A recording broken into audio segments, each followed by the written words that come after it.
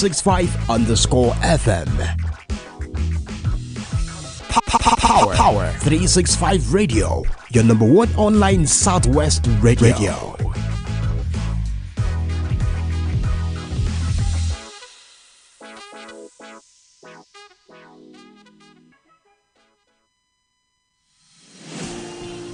This is Power365 Radio. Get ready to experience dynamic energy and professionalism. At Power365 Radio, we pride ourselves on being your go-to source for authentic news and insight.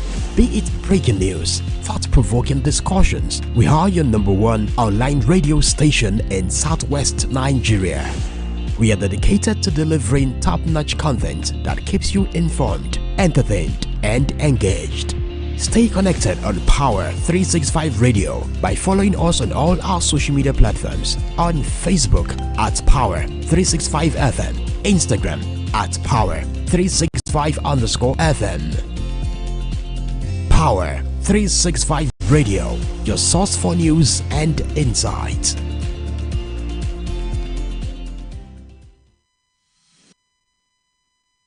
Nigeria,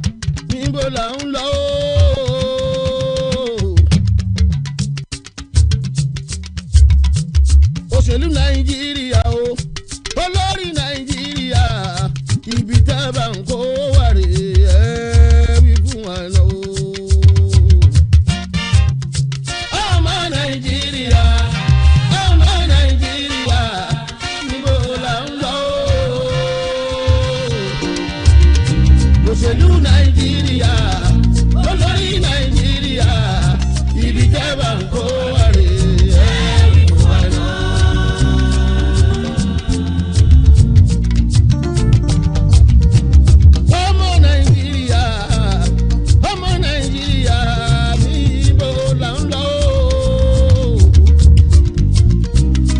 Òṣèlú nàìjíríà olórí nàìjíríà ibi tẹ́ bá ń kó wà rè é wí fún wa náà. ọmọ nàìjíríà níbo là ń lọ. òṣèlú nàìjíríà olórí nàìjíríà ibi tẹ́ bá ń kó wà rè é.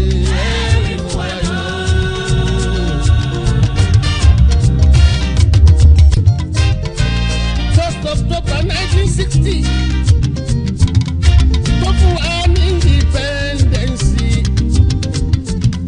bàlá gbòmìnira. ọdún mẹ́ta lẹ́yìn yẹn, precisely 1963, wọ́n fún wa ní republic, Federal Republic of Nigeria. Gbogbo wa ń jọ àwa ń yọ ò pàtí bọ́ọ̀lù pẹ̀lú o. olórí nàìjíríà òṣèlú nàìjíríà ẹ sọ fún wa ní ìgbẹ̀yìn òmìnira ni. ọmọ nàìjíríà níbo là ń lọ. òṣèlú nàìjíríà olórí nàìjíríà ibi tẹ́ bá ń kó wà rè é.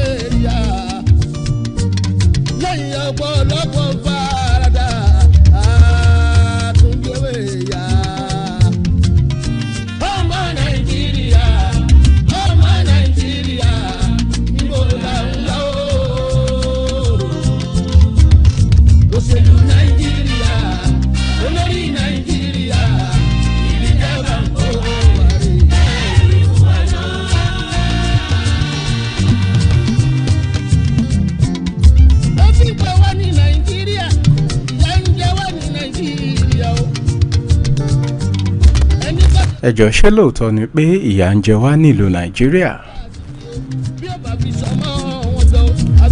Ẹ kúlé akí gbogbo yín.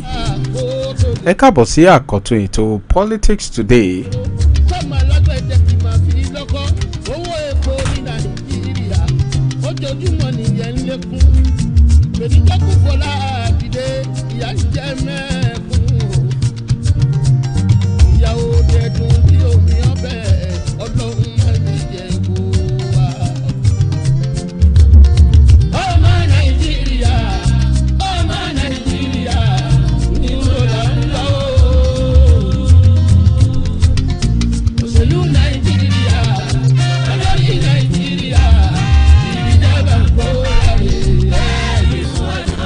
Akíyín káàbọ̀ sí àkọ́tún ètò yìí gẹ́gẹ́ bí a ṣe sọ. Ọlámídé Adéníjì lórúkọ mi. Èmi ni màá sì máa ṣe atọ́kùn ètò lénìí.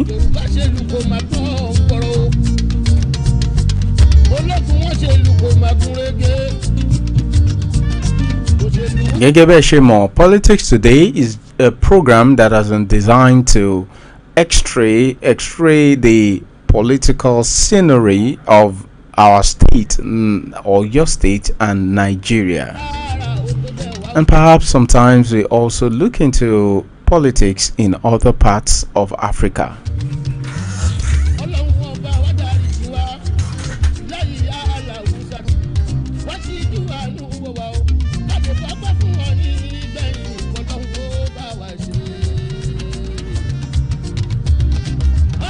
Àgàgà jùlọ ìpínlẹ̀ Ọ̀yọ́ tá a wà yìí, torí pé Power 365 FM ìlú Ìbàdàn ní ìpínlẹ̀ Ọ̀yọ́ la tẹ̀dó sí.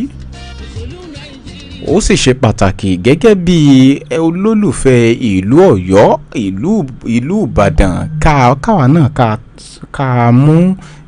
ká mú torchlight wa ká máa fi wo gbogbo ohun tó ń ṣẹlẹ̀ nínú agbọn òṣèlú àti agbọn òṣè ìlú àti agbọn òṣèlú tó wà ní ìpínlẹ̀ Ọ̀yọ́ tá a wà yìí. Ẹ jẹ́ n kọ́kọ́ kí yín lórúkọ gbogbo àwọn lọ́gàlọ́gà tó wà nílé iṣẹ́ yìí. Bẹ̀rẹ̀ látòrí alága wa pàtàkì tọ́lọ́run fi ta kókó ilé iṣẹ́ yìí. Ìyẹn Michael Olúwabíkóká.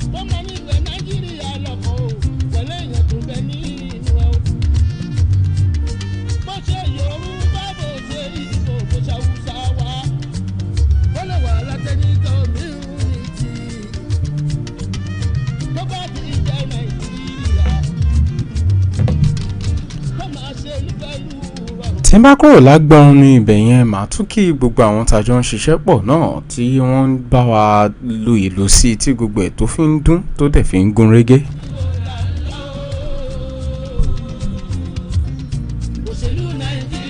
Lẹ́yìn tí n bá kí gbogbo àwọn yẹn, ẹ jẹ́ kí n kí Ọlọ́run ọba náà.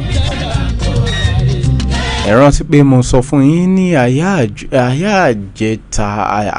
ìjẹjọ́ pé ètò tá a gbé kalẹ̀ látòrí Power 365 FM ni láti máa rí dájú pé àwa náà à ń sọ tiwa nípa bí òṣèlú ṣe ń lọ ní ìpínlẹ̀ Ọ̀yọ́, ní ìlú Nàìjíríà àti káàkiri àgbáyé. Mo dẹ̀ sọ fún yín náà nígbà yẹn pé ètò yìí a máa code mix ẹ̀ ni, bí ká ṣèbó lè ní ká sọ Yorùbá lọ́la. Bí ọ̀rọ̀ yẹn bá ṣe ń dunni sí, òun láti mọ èdè tá a lò fún. So ẹ má jẹ́ kó yà yín lẹ́nu tẹ́ bá gbọ́ wa tá a sọ Yorùbá lè ní tá a sọ òyìnbó lọ́la.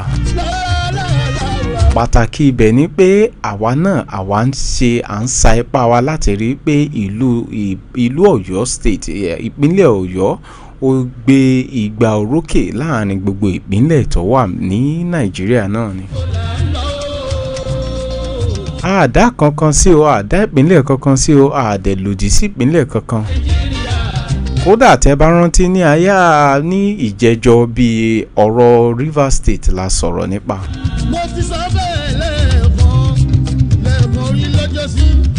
Lénìí a fẹ́ yànnàná ihun tí gómìnà ṣe ìyẹn gómìnà Ṣèyí Mákindé. iná ṣayí tó ní ìrọ̀jí mi. Tẹ́ ẹ bá rántí dáadáa tẹ́ ẹ bá gbàgbé. yá ọmọ olùkí ọmọ tì yá ọmọ olùkí ọmọ tì lámọ́lù wàlá wàládù wàlá bùkà wàlá bùkà wàlá bùmí wàlá lọ́sàkó. Ìyẹn ní ọjọ́bọ̀ ìyẹn Thursday ní àwọn aṣòfin ìpínlẹ̀ Ọ̀yọ́ àti àwọn aṣòfin káàkiri gbogbo Nàìjíríà sí bàbá kò ní sí màmá o. ni wọ́n ṣe àyájọ́ ọdún kìíní wọn ní orí àlééfà gẹ́gẹ́ bí aṣòfin ti ìpínlẹ̀ kó wa wọn. gbogbo ohun tó bá gbélé ayé ṣe ìwà tẹ̀sí ní òkú ẹ̀kú lọ́jọ́ tó bàbá ayé lẹ̀ gbogbo wa la òròjọ́ gbogbo wa la ògbẹ̀sán o. Àwọn aṣòfin wọ̀nyí ní ìpínlẹ̀ kó wa wọn ni wọ́n ṣe àyájọ́ ọdún kìíní wọn. Ẹ rántí pé May 29 ni àwọn gómìnà àti president ni wọ́n búra fún wọn gẹ́gẹ́ bí gómìnà àti president. Ọ̀pọ̀ nínú àwọn gómìnà tó wà ní orí àlééfà báyìí wọ́n ń ṣe ọdún karùn-ún wọn lọ́wọ́ báyìí. Ọ̀pọ̀ nínú àwọn gómìnà tó wà lórí àlééfà báyìí ọdún kìíní wọn ló ń ṣe lọ́wọ́ báyìí. Irú gómìnà wa tó wà ní ìpínlẹ̀ Ọ̀yọ́ lè ní ọdún karùn-ún ló ń ṣe lọ́wọ́ báyìí. Èyí tó túmọ̀ sí pé ọdún mẹ́jọ ni bàbá fẹ́ lò. Ó ti lò ọdún kẹrin ó ti lò ọdún mẹ́rin sẹ́yìn ó sì ń ṣe second term ẹ̀ lọ báyìí.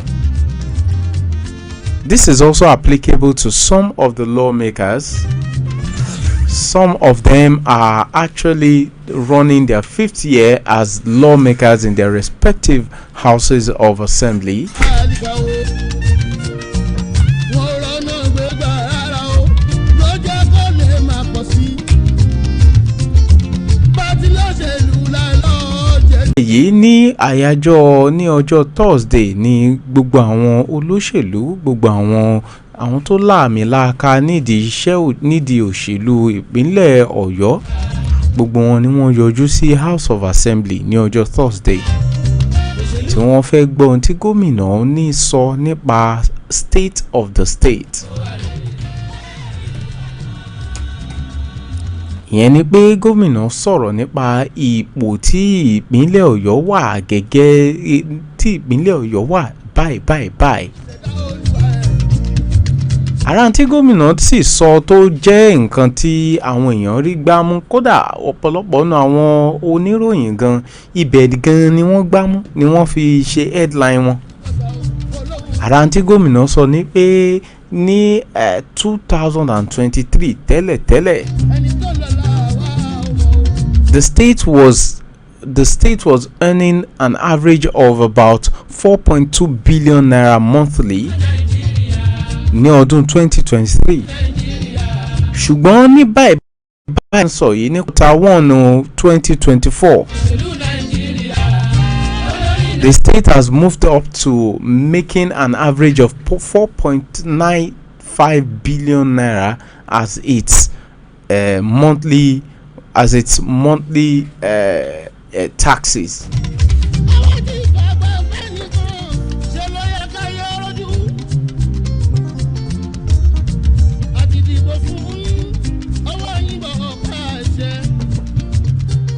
Gómìnà sì wò títí ó ní pé òun dúpẹ́ lọ́wọ́ àwọn tí wọ́n ń san owó orí wọn déédéé.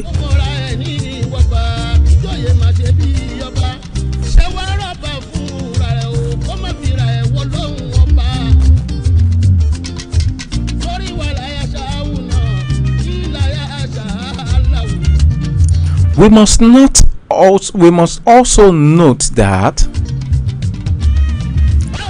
The state and the country at large is experiencing untold hardships. But then, what has the governor done in the past 1 year?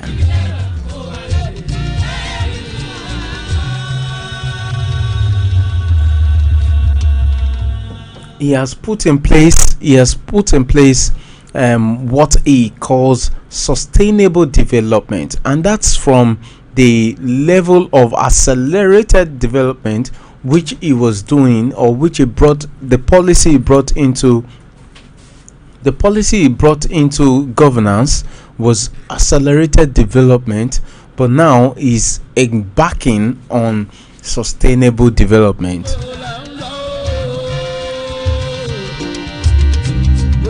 A completely different approach to the economic development of Oyo State. And we must also know, or we must also admit, that the removal of fuel subsidy has really dealt with many states in the country. And in the wake of that period, Governor Seyi Makinde put in place what he called SAFER, Sustainable Action for Economic Recovery. And part of the components of the SAFER approach was food relief packages, transport subsidy, food security measures, provision of health insurance, and support for small and micro enterprises and civil servants.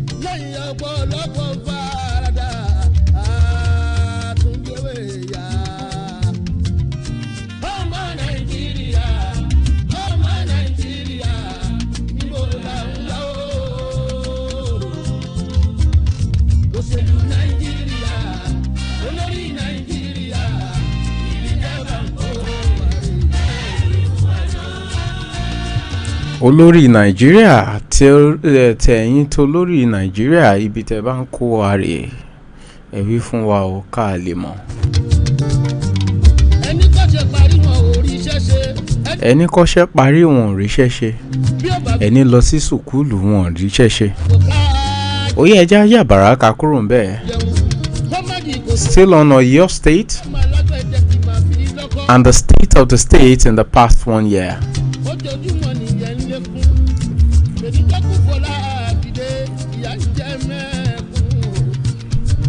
So like I told you, one of the highlights of the past 1 year in Oyo State is establishment of SAFER in Oyo State, and that came in the wake of the fuel subsidy removal, which shook the economic stability of the country at large. And like I told you, sustainable action for economic delivery had almost like 5 or 6 components. The food relief package is there, transport subsidy, the food security measures, provision of health insurance for pensioners and some other people in the society, and support for micro and small enterprises and civil servants. As we speak, civil servants in the states collect extra 25,000 naira every month as part of the sustainable economic for action for economic recovery measure for civil servants. And I learned that pensioners collect probably 15,000 naira every month in addition to their salaries.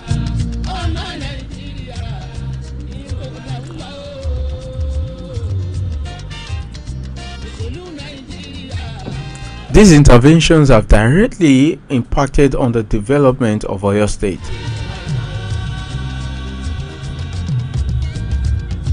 The last time we heard that the food relief package has gone to as much as 200,000 poorest of the poor households in Oyo State. And these components were used to stimulate the economy of Oyo State. And from what we learned, Oyo State actually sourced for this food from local sources, and they purchased most of this food from local traders in all the zones in Oyo State.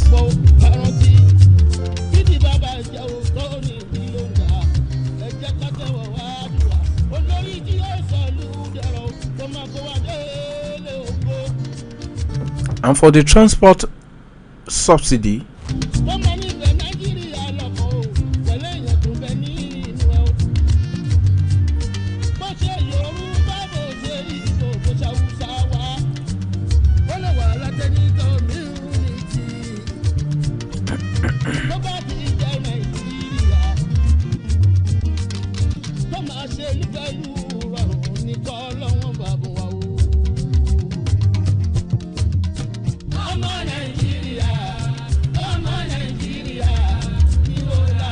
okay, so I got messages that some of you were looking for my face. Now you can see me.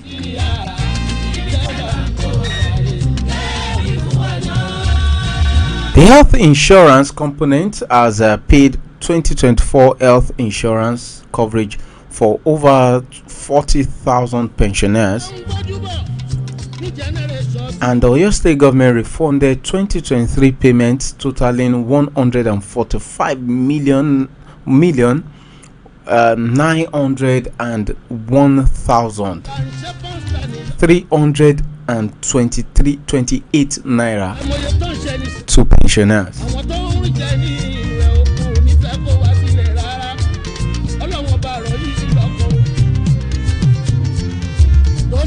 And as we speak, the Oyo State government has enrolled over 150,000 students and over 84,000 vulnerable persons in the Oyo State Health Insurance Scheme under the Safer project.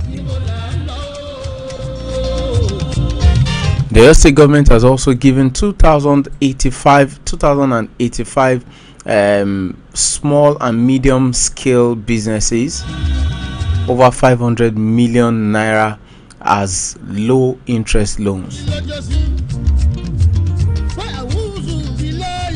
Okay, let's go to the infrastructures that has been put in place since the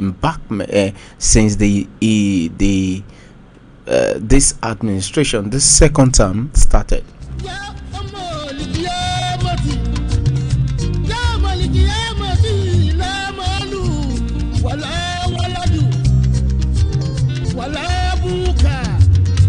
In Omitoto, Governor Makinde tagged his administration Omitutun 1.0, and then the second time Omitutun 2.0.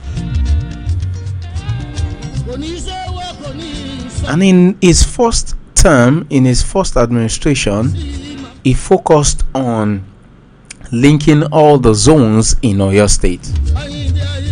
He completed the 65 kilometers Moniya to Isenyi Road, and he started the 34.85 kilometers Oyo Isenyi Road and the 76.67 kilometers Isenyi Fapote Ogbomosho Road.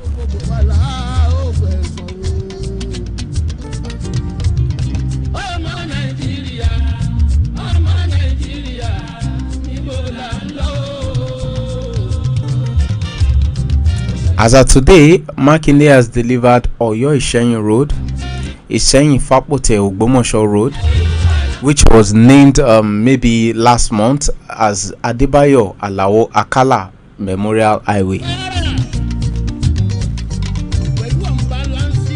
That was when the vice president came.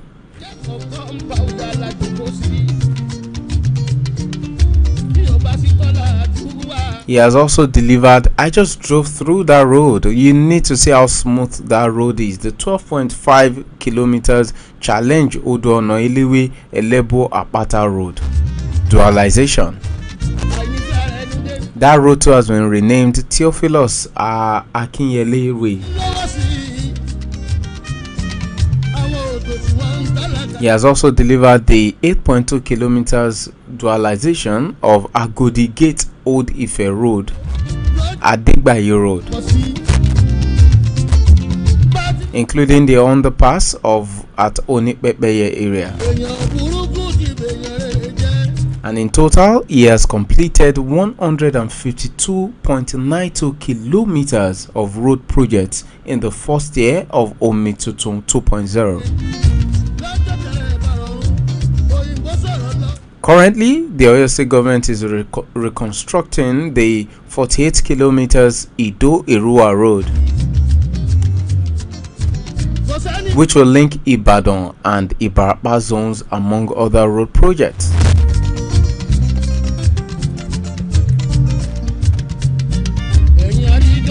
Now, some people would ask that what are the impacts of these roads that are being constructed?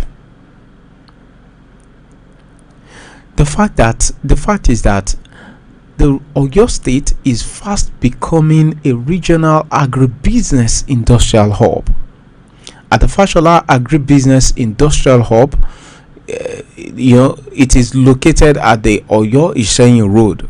Between the Oyo Isenyi Road, the Oyo State government is hosting agri-industries such as Friesland Campina Wamco, who have about 200 hectares of land for dairy productions, and we also have the Milking Ban Agro Services Limited, who has about 150 hectares for maize cultivation and dairy production. And then we also have the IITA platform generative and the Go Seed Vegetative Limited with 100 hectares for cassava value chain development. Wow!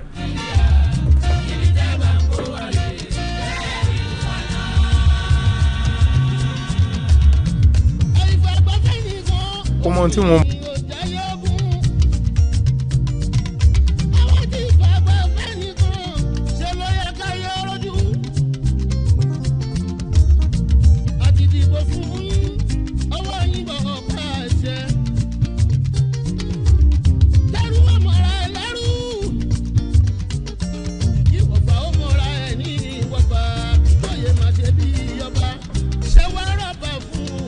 are you with me?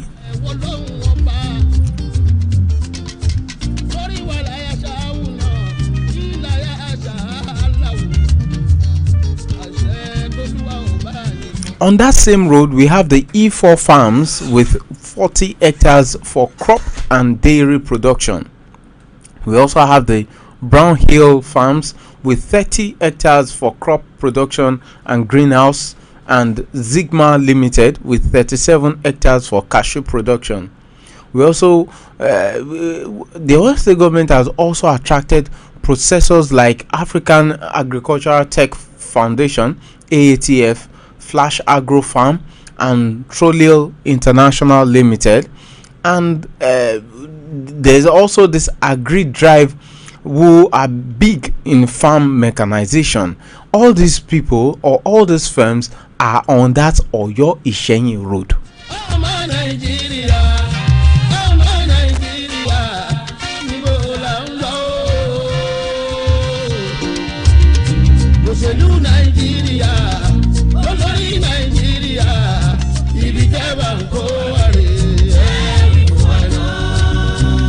And if you go down that road, there's also the Oyo Sugarcane Processors Limited, and they are the producers of brown sugar and molasses.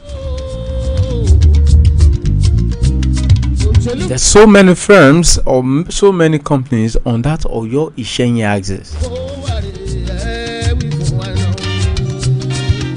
and they have provided jobs for local population in that axis. And the Oyo State government's modest estimate is that the operations on that Fashola farm, whatever, will provide 1,500 direct and indirect new jobs and support to 7,000 smallholder farmers. The current cumulative investment of the private sector in that hub, that Fashola farm hub, is over 10 billion naira. Èmi kọ́ mo sọ bẹ́ẹ̀ o, gómìnà Ṣèyí Mákindé ló sọ eléyìí.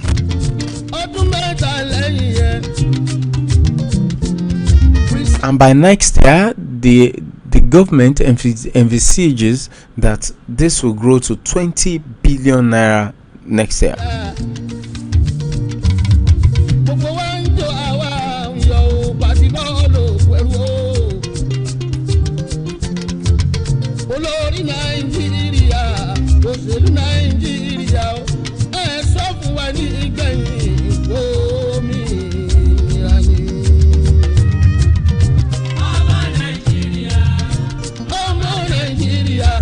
In the education sector, remember that the Oyo State government, the Oyo State governor, recently appointed someone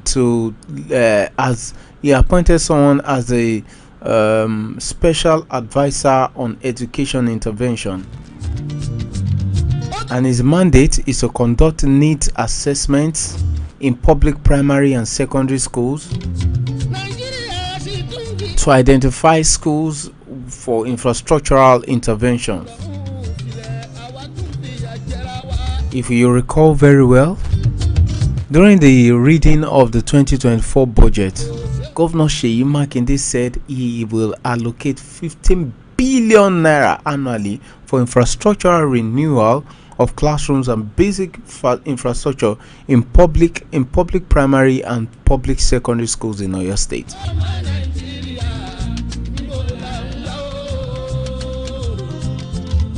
And truth be told, the Oyo State government has always been paying, it has been consistent in the payment of its counterpart funds in the past 4 years for the Universal Basic Education Commission Oyo Suburb Intervention Project.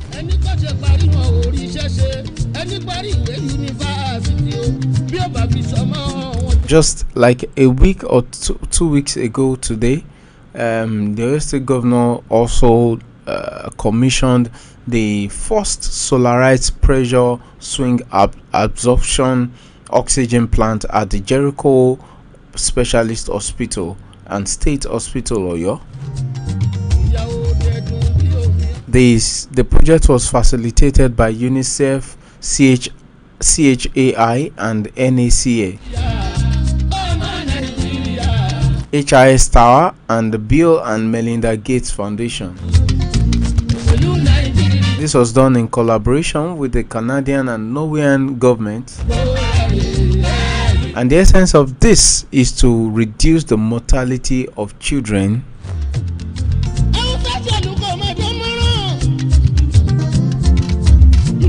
due to hypoxemia in Oyo State.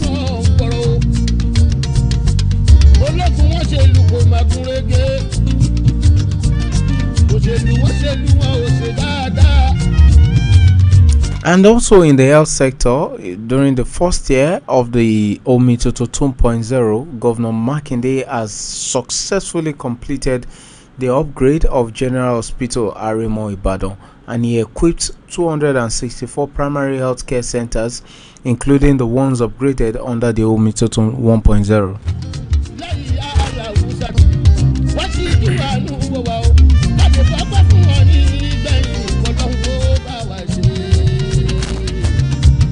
Okay, let's talk about recruitment in the first year of Governor Seyi Makinde. As we speak, he is in the process of employing 232 doctors, nurses, pharmacists, physiotherapists, and medical lab scientists.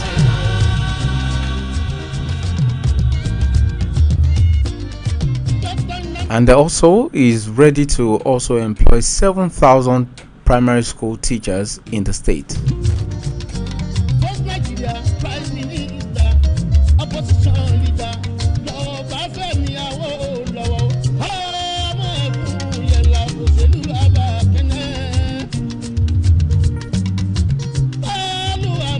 The Oyo State Governor has built a strong institution in Oyo State, and these institutions are, according to him, are there for posterity. Now we have the Oyo State Mobilization Agency for Socio-Economic Development, which he just signed, assented the bill and made it a law in Oyo State. It's OIMA said, yes. And then we also have the Oyo State Project Monitoring Agency. We have the Oyo State Rule of Law Authority. We have the Oyo State Agribusiness Development Agency, OISADA. And we have the Oyo State Anti-Corruption Agency, OYAKA. And the Ministry of Energy and Mineral Resources. And from what we learned is the governor is also strategizing to position the Water Corporation of Oyo State for sustainable growth. These are institutions of the future. Take it or you leave it. They are institutions of the future. They are institutions that are pivotal, that will play pivotal roles in the engineering of a modern state. And they will work with they've been working with existing ministries, departments, and agencies. And this is just to tell you that the leadership in Oyo State is deliberate in its actions. And this is probably where we'll call it a day. Thank you for staying tuned. But then you can take a crossroad look at our judgment here, or my judgment here, about development in Oyo State in the past 1 year. Remember, I told you about Safer in Oyo State.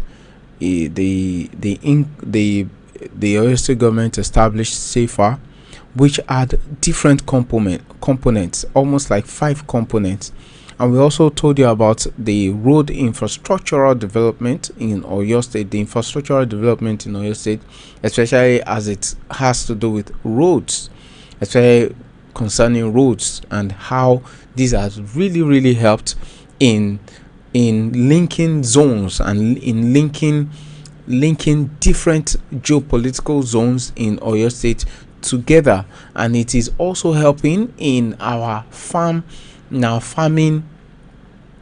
consciousness in Oyo State. Look at the Oyo Ishenyi Road, on which the Fashola Farm Hub is situated. Fashola Farm Hub is estimated to worth over 40 billion naira now as we speak. Yes, it's worth over 40 billion naira. These are some of the things that Oyo State Governor has put in place, and we, so far so good, not because we are here in Oyo State, but because we are seeing these things, and we believe that yes, there's still a long way to go. There's still a long way to go for the governor and his cabinet. But then, he has really tried in helping Oyo State to grow, most especially because our internally generated revenue has increased a bit. Before, in 2023 we were earning 4.3 billion naira, but now we are earning about 4.95 billion naira. So at this juncture, we're going to call it a day. Thank you for staying tuned to Politics Today. If you have any observation or you have any comments about what the government has done or what the government should do, I think it's advisable you put it in our comment section. Let's hear it and let's pass it to the appropriate quarters. Until when next you hear from me, my name is Olamide Adeniji, and this is Politics Today on Power 365 Online Radio. Do have a blessed day, and God bless you. Bye-bye.